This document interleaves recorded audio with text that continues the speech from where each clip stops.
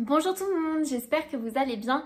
Bienvenue dans une nouvelle vidéo et vous l'avez vu dans le titre, aujourd'hui on va parler cheveux parce que je pense que je suis pas la seule à galérer à bien prendre soin de ses cheveux et à réussir à les faire pousser. En un an, j'ai mes cheveux qui ont poussé énormément, du coup je voulais partager avec vous ce que j'ai fait et ce qui a marché pour moi et que j'espère marchera pour vous. Avant de commencer cette vidéo, je vous invite à me suivre si ce n'est pas déjà le cas et aussi n'hésitez pas dans la barre de commentaires à mettre vous les tips qui ont marché pour vous. C'est bien de s'entraider, on est là pour ça, moi je donne les miens, partagez les vôtres et avec tout ça peut-être qu'on réussira tous à avoir des beaux cheveux en bonne santé. Déjà, il faut que je vous mette un peu dans le contexte de mes cheveux. Je vais pas rentrer dans le détail parce que j'ai eu énormément de couleurs et j'ai fait énormément de décoloration. Je vais quand même un peu vous faire un topo. Ça fait depuis que j'ai 12 ans que je touche à mes cheveux.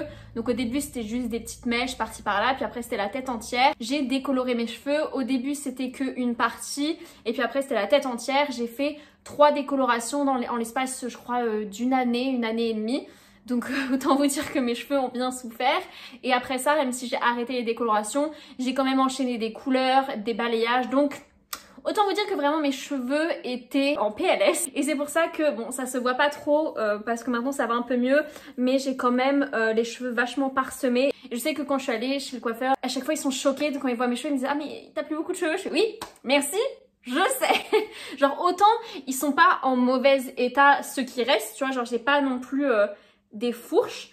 Donc ceux qui restent sont en pas trop mauvais état, mais c'est juste que j'en ai plus beaucoup. J'ai toujours beaucoup perdu mes cheveux à cause du stress, etc. Mais vraiment, les décolorations et les colorations multiples, ça a fait que je perdais beaucoup mes cheveux. J'ai même ici une zone que je vais essayer de vous montrer sur la vidéo.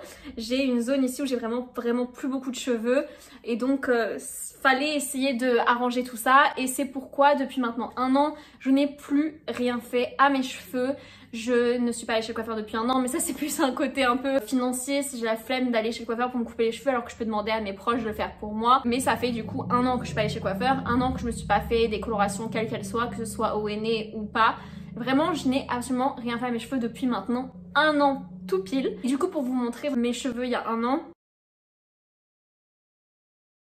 et mes cheveux maintenant, il y a vraiment une différence, ils ont vraiment poussé 10 bons centimètres et pour moi c'est énorme, ça faisait très longtemps que j'avais pas eu mes cheveux de cette longueur là. En fait j'aime pas l'entre-deux, j'aimais soit les avoir très courts, soit longs et j'aimais pas la phase ici. Donc là ils sont arrivés à un stade où j'aime bien, ça commence à être long mais j'aimais pas cette phase là, du coup avant je les coupais tout le temps et là vraiment j'ai pris sur moi, je voulais vraiment qu'ils soient en bonne santé, j'ai voulu vraiment prendre soin d'eux. Et donc la première chose que j'ai faite, c'est prendre des gummies que je prenais déjà à l'époque où je faisais mes décolorations, c'était les gummies Sugar Bear Hair.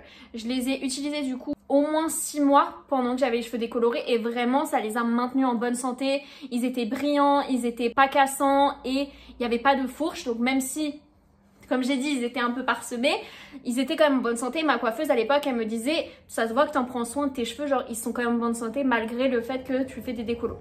Donc ça marchait déjà à ce moment-là et puis j'avais arrêté parce que j'avais arrêté les décolorations, donc je m'étais dit plus forcément besoin de prendre des gummies. En fait si, j'aurais dû continuer, mais il y avait aussi l'aspect financier parce que même si elles marchent super bien et qu'elles sont véganes d'ailleurs, elles sont trop bonnes, donc vraiment tu penses à les prendre tous les jours. Je ne suis pas rémunérée pour cette marque, mais je vous donne vraiment mon vrai ressenti, c'est que ça marche, c'est trop bon, c'est vegan, mais c'est assez cher. Je crois que c'est 35 € pour un mois et je crois que si tu prends 3 mois, ça va te faire 96 € à peu près. Donc moins de 100 € pour 3 mois, moi je trouve ça quand même énorme. Après je sais que c'est à peu près les prix des gummies, j'ai regardé un peu pour comparer d'autres marques et ça a l'air d'être les prix assez similaires. Moi je trouve ça quand même beaucoup. Là récemment de février à avril, pendant 3 mois, j'avais repris les Sugar Bear Hair parce que j'avais tellement de points sur ma cagnotte que du coup, j'avais 100 € gratuits. Donc je me suis acheté un pack de 3 mois directement. Donc ça m'a rien coûté, c'est pour ça que je les ai reprises et je pense que parmi toutes les autres choses dont je vais vous parler, mais je pense que ça a beaucoup aidé à les faire pousser et à les sauver, on va dire. Donc si vous avez de l'argent, franchement je vous les conseille parce que c'est réputé pour bien marcher, vraiment c'est super bon. Après encore une fois, peut-être que toi qui regardes cette vidéo, tu as testé d'autres gummies qui ont bien marché, donc n'hésite pas à le mettre en barre de commentaires pour partager avec nous ton expérience pour que on puisse tous un peu s'entraider. Mais voilà au niveau des gummies. Maintenant, on va parler d'alimentation et de compléments alimentaires de facto. Notre alimentation, si elle est correcte, elle est variée, elle va nous apporter du zinc, du fer, des vitamines B Et tout ça, c'est essentiel pour les cheveux. Sauf que moi, malheureusement, je suis végétarienne et j'ai pas forcément, je vais l'admettre, malgré les efforts que je fais, je suis pas irréprochable, je pense, sur mon alimentation et j'ai forcément des carences par-ci par-là. Et je pense que ça se traduit dans mes cheveux du coup. Donc, je prends des compléments alimentaires. Dans un premier temps, je prends du fer parce que vraiment, en tant que végétarienne, alors ça, c'est sûr que je suis en carence. Quand on est en carence de fer, on se retrouve avec des cheveux cassants et fins. Donc, je me suis dit, ça me fera pas de mal. Et en plus, vraiment, les femmes, sachant qu'on a tendance à perdre beaucoup de fer quand on est en période de menstruation, d'autant plus important de se complémenter à ce niveau-là. Ensuite, je prends du zinc, qui lui est très utile pour la synthétisation de la kératine et du collagène. Donc, pareil, je me suis dit, ça fait pas de mal. J'ai fait une petite cure il y a pas longtemps, je crois que c'était de mai, juin, juillet. Pendant 3 mois, j'ai fait une cure de zinc, parce que c'est 3 à 5 mois. Faut d'ailleurs toujours respecter, je le précise, mais les dosages indiqués et les cures indiquées, il faut pas trop dépasser. Par exemple, le zinc, si on en a trop, ça va jouer sur le cuivre. Donc il faut savoir être bien équilibré, faut pas avoir trop de quelque chose et pas assez de l'autre. Donc voilà, j'ai fait une cure de 3 mois seulement et après je me suis arrêtée au niveau du zinc. Mais voilà, très utile aussi pour les cheveux. Ensuite, on a la vitamine A, qui si on est en carence, on va se retrouver avec des cheveux secs. Et ensuite, on a les vitamines B de manière générale, mais surtout la vitamine B5 qui va aider pour la pousse des cheveux, la vitamine B8 qui va prévenir la chute de cheveux et la vitamine B9 qui va retarder les cheveux blancs. Et c'est pourquoi la levure de bière, je pense que je l'apprends à personne, mais pourquoi en fait, si on parle scientifiquement et si on parle concrètement, pourquoi est-ce que la levure de bière c'est si bon pour les cheveux? C'est justement parce qu'elle contient toutes les vitamines B dont je viens de vous parler et d'autres qui du coup sont bénéfiques pour les cheveux et elle contient aussi du zinc. C'est aussi pour ça que j'ai pas repris ma cure de zinc parce que vu qu'il y en a là-dedans, j'ai pas envie d'être en excès de zinc dans mon organisme. Donc pour l'instant, tant que j'ai pas fini mes levures de bière, je reprends pas le zinc. J'avais aussi d'ailleurs une cure de vitamine B12 parce que végétarienne, vitamine B12, faut s'en inquiéter, faut toujours faire attention et ça c'est très important aussi la vitamine B12 qu'on trouve vraiment que dans les aliments d'origine animale. Donc si vous êtes végétarienne ou végane, vitamine D12, faut beaucoup se supplémenter parce que c'est très important pour l'organisme. Et dans la levure de bière, il y en a aussi également. Donc c'est pour ça que pour l'instant, j'ai fait une pause sur la vitamine B12 tant que j'ai pas fini ma levure de bière parce qu'il faut pas non plus être dans l'excès. Tout est une question d'équilibre et là-dedans, les dosages sont faits pour. Donc voilà, en ce qui concerne les aliments, enfin les compléments alimentaires, du coup, si vous n'avez pas une alimentation variée, vous pouvez être en carence. Il faut savoir que notre époque d'aujourd'hui, on est pratiquement tous en carence de quelque chose. J'ai d'autres compléments alimentaires, j'ai du magnésium, de la vitamine C, de la NAC, de la spiruline, de la vitamine D, parce que les produits qu'on trouve dans les grandes surfaces sont tellement dénaturés qu'au final, il y a de fortes chances que vous soyez carencé dans au moins l'un de ces domaines. Et vu qu'ils sont tous leur importance, c'est important d'ailleurs de faire des prises de sang régulièrement pour savoir qu'est-ce qui nous manque parce qu'on a besoin de tout ça. Par exemple, les problèmes de peau, je vais d'ailleurs faire une vidéo sur les problèmes de peau et quelles plantes, quelles huiles essentielles peuvent aider, mais tout ça pour dire que chaque chose qui nous arrive est un signe d'un défaut intérieur, une carence ou quelque chose. Donc c'est toujours important de savoir que si vous voulez que quelque chose soit bien à l'extérieur, il faut qu'à l'intérieur ce soit bien. Bref, c'était vraiment la petite aparté. Excusez-moi, mais je suis obligée, c'est mon métier. Je suis obligée d'ajouter un peu de naturopathie à tout, puis je trouve ça intéressant de partager les choses concrètement, pas juste vous balancer des mots et des noms. Même vous voulez sûrement savoir pourquoi cette vitamine et pas une autre. Maintenant, on va passer aux huiles. Là, encore une fois, je pense que je l'apprends à personne, mais l'huile de ricin, vraiment, ça c'est la base pour faire pousser, que ce soit les ongles et les cheveux. D'ailleurs, les ongles, j'en parle pas, mais ma meilleure amie Priska m'en parle tout le temps. Mais pour le coup, autant mes cheveux, ils mettent un peu plus de temps à pousser, autant mes ongles, c'est impressionnant comme ils ont jamais été aussi solides et aussi longs. Bon, certes, je travaille plus, je suis plus forcée à les couper, mais vraiment, eux, ils poussent très vite. L'huile de ricin, ça aide pour les ongles, mais aussi beaucoup pour les cheveux. Donc vraiment, moi, je prends celle-là et elle marche super bien. Et en plus, je l'ai scannée sur l'application Inky Beauty qui du coup donne la composition des produits et s'ils sont bien pour l'environnement et pour vous. Et là, vu que c'est 100% pur, elle est 20 sur 20, elle est géniale, donc je la reprendrai. Ce que je fais, c'est que le jour où je sais que je dois laver mes cheveux, le matin, je me réveille et je me mets de l'huile de ricin sur le crâne, je masse et après, je laisse toute la journée s'imprégner. Le soir, quand je me lave les cheveux, je frotte bien. C'est le seul petit inconvénient de l'huile de ricin, c'est qu'il faut vraiment bien frotter, mettre peut-être 2 shampoings sous la douche pour vraiment enlever l'huile de ricin parce que ça m'est arrivé que le lendemain, mais une fois mes cheveux séchés, en fait je me rends compte qu'il me restait encore de l'huile de ricin ici. Du coup, ça rend un effet gras, tu vois, donc c'est pas forcément agréable. Donc faut bien nettoyer sous la douche, mais sinon c'est vraiment un must-have quand on veut faire pousser nos cheveux, c'est l'huile de ricin. Après, à savoir qu'il existe aussi d'autres huiles essentielles qui sont bien pour la pousse de cheveux, dont le cèdre de Atlas, l'huile essentielle de romarin, l'huile essentielle de citron et l'huile essentielle de arbre à thé.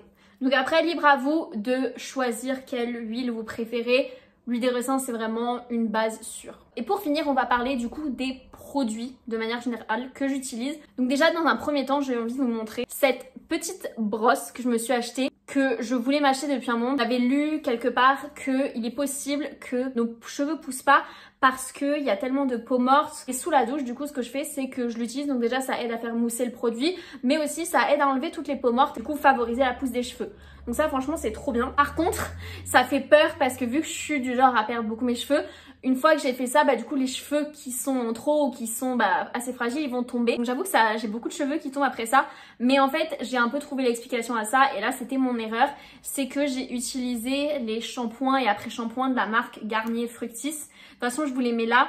Mais comme vous le voyez, ils ont une composition, certes, pas trop mauvaise. On est sur un peu plus que la moyenne. Mais les commentaires clairement disent que ces produits ont fait perdre leurs cheveux aux gens. Donc c'est pas étonnant que moi ça me soit arrivé. Et du coup, une fois que j'ai découvert ça, évidemment j'ai arrêté de les utiliser, je les ai directement jetés. Je vous assure, ils étaient déjà pratiquement finis. J'aime pas non plus faire du gâchis. Ça, c'était ma faute de pas m'être assez renseignée sur les produits que j'utilisais. C'est pour ça que je vais en parler dans cette vidéo. Que les compléments alimentaires, les gummies, tout ça c'est bien, mais les produits cosmétiques aussi jouent un rôle là-dedans. Et si on fait pas assez attention à la composition de ces produits, tout ce qu'on fait à côté, ça peut ne pas servir. Donc là, je suis en plein redécouverte des produits. Donc maintenant, quand je vais faire mon shopping, j'ai mon téléphone avec moi, je scanne tous les produits. En fait, c'est horrible de voir à quel point la plupart des produits qu'on voit donc en grande surface, c'est très mauvaise composition avec des avis très négatifs, donc c'est compliqué de essayer de déceler, mais parmi ça j'arrive quand même à en trouver.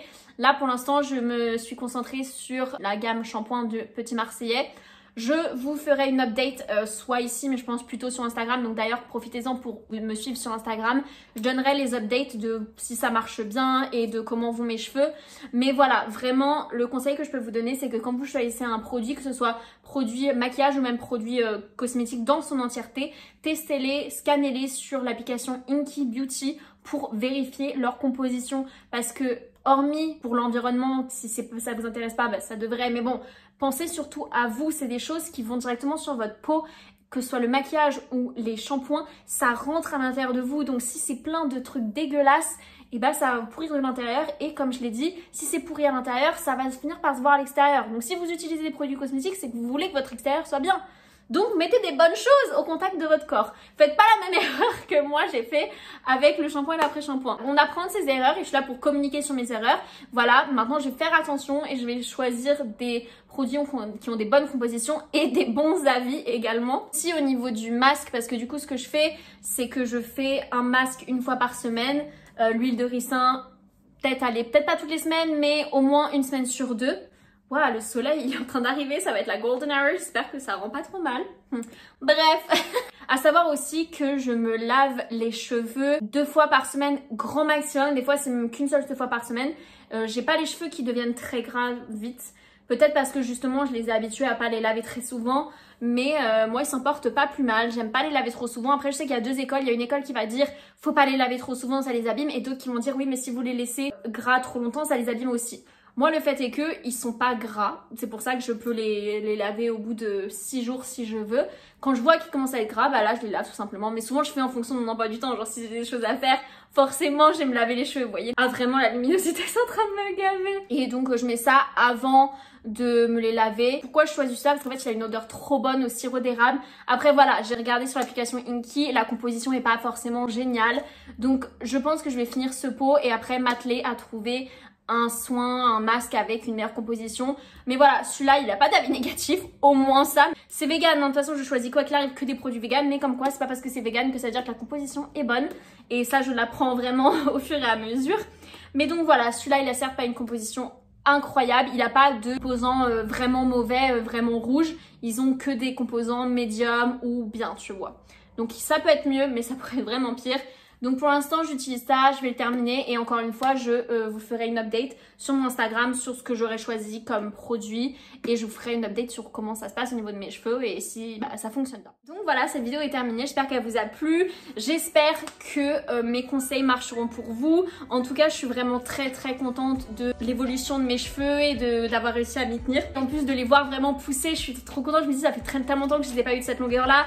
J'ai ma meilleure amie Prisca qui m'a dit waouh mais les cheveux longs ça te va trop bien, ça se voit que t'es en meilleure santé, ça se voit que t'es mieux dans ta tête et ça se voit que tu fais attention, enfin comme quoi vraiment tout est lié. Encore une fois je vous invite à mettre en commentaire vous ce qui a marché pour vous parce que c'est important de s'entraider. Moi je donne que un infime de tips qui ont marché pour moi. Mais vraiment, n'hésitez pas à me donner les vôtres. Si d'ailleurs vous avez des bonnes marques de shampoing et de masques qui ont une bonne listing key, mais franchement mettez-les en barre de commentaires pour faire profiter les autres. Et toujours de la bienveillance dans les commentaires, évidemment. J'aimerais ne pas avoir le rappelé, mais voilà. Encore une fois, suivez-moi sur Instagram, abonnez-vous à ma chaîne et je vous dis à la semaine prochaine pour une nouvelle vidéo les gars. Bye!